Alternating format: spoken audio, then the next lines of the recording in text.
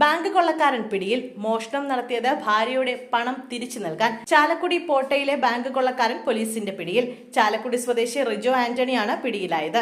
കവർച്ച നടന്ന 3-ാം ദിവസമാണ് പ്രതിയെ പോലീസ് പിടികൂടുന്നത്. ഇയാളിൽ നിന്ന് പോലീസ് 10 ലക്ഷം രൂപ കണ്ടെടുത്തു. ബാങ്കിലെ ബാധ്യതയുള്ള കടം വീട്ടാനാണ് മോഷ്ടിച്ചതെന്നാണ് പ്രതി ആദ്യം മൊഴി നൽകിയതെങ്കിലും കൂടുതൽ ചോദ്യം ചെയ്തതോടെ മോഷണത്തിന് പിന്നിലെ കാരണങ്ങൾ വ്യക്തമായി. പ്രതി റിജോ ആന്റണിയുടെ ജീവിതം ആഡംബരമായിരുന്നു. വിദേശത്തുള്ള ഭാര്യ നാട്ടിലേക്ക് അയച്ച പണം സുഹൃത്തുക്കൾക്ക് ചെലവ് ചെയ്തും മദ്യപിച്ചും തീർത്തു. അടുത്ത മാസം ഭാര്യ മടങ്ങി വരുമ്പോൾ പണം നൽകാൻ ഇല്ലാത്തതിനാലാണ് മോഷണം നടത്തിയത്. ഭാര്യ വിദേശത്ത് നിന്നും അയച്ചു കൊടുത്ത പണം മൊത്തം ആഡംബര ജീവിതത്തിനായി ഉപയോഗിച്ചത് തിരിച്ചു വെക്കാനാണ് മോഷണം നടത്തിയത്. ആഡംബര ജീവിതം നയിച്ചാണ് റിജോ കടം വരുത്തി വെച്ചതെന്ന് ചോദ്യം ചെയ്യലിൽ ഇയാൾ പോലീസിനോട് സമ്മതിച്ചു.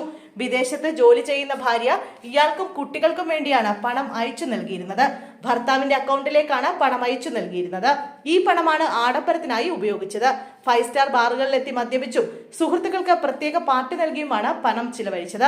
ഒടുവിൽ കടവും വാങ്ങി ചിലവ് നടത്തി. അടുത്ത മാസം ഭാര്യ നാട്ടിലേക്ക് തിരികെ എത്തുമെന്ന അറിയിപ്പ് ലഭിച്ചതോടെയാണ് കവർച്ച നടത്താൻ തീരുമാനിച്ചത്. ബാങ്കിന് എതിർവശത്തുള്ള പള്ളിയിലെത്തിയപ്പോഴാണ് പ്രതിയുടെ മനസ്സിൽ ബാങ്ക് കവർച്ച എന്ന ആശയമുണ്ടായത്.